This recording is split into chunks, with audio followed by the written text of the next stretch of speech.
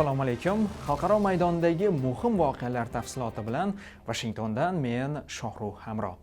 AQSh, Britaniya va Gruziya qurolli kuchlari kecha Tbilisi yaqinida qo'shma harbiy mashqlarni boshlab yubordi. Ezgu hamkor nomi ostidagi mashg'ulotlar 26 maygacha davom etadi. Ularda Gruziyadan 500, AQShdan 650 va Britaniyadan 150 askar qatnashmoqda.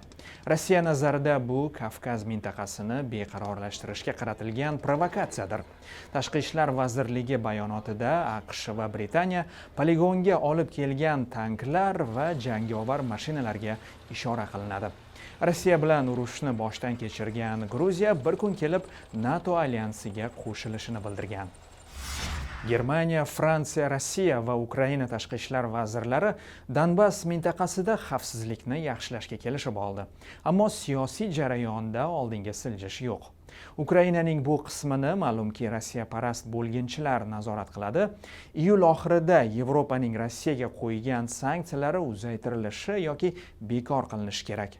Berlinda majlis qilgan 4 davlat vazirlari bir qarorga keladi deya umid qilingan edi.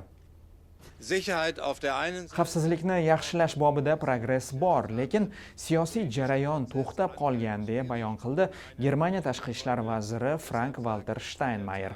Shunday bo'lsa-da, Moskva va Kiyev sulhni davom ettirish uchun birga ishlayotganidan mamnunmiz deydi u.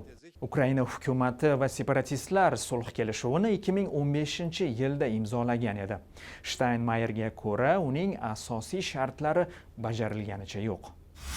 Britaniya global korrupsiyaga bag'ishlangan xalqaro anjumanga mezbon.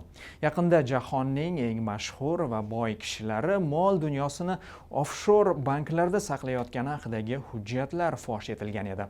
Sammitda AQSh davlat kotibi John Kerry ham qatnashmoqda. Poraxo'rlikka qarshi kurashda Nigeriya singari davlatlar bilan hamkorlik qilyapmiz deydi u. We have to stop and ask on an international basis how it is. Bir guruh generallar bu davlat xazinasidan milliardlab dollar o'margan. Bu pul xalqniki.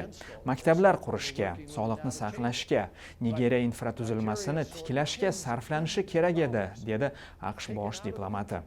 Anjumandan maqsad korrupsiyaga qarshi xalqaro kurash boshlash, jamiyatning har bir qatlamidan bu illatni siqib chiqarish.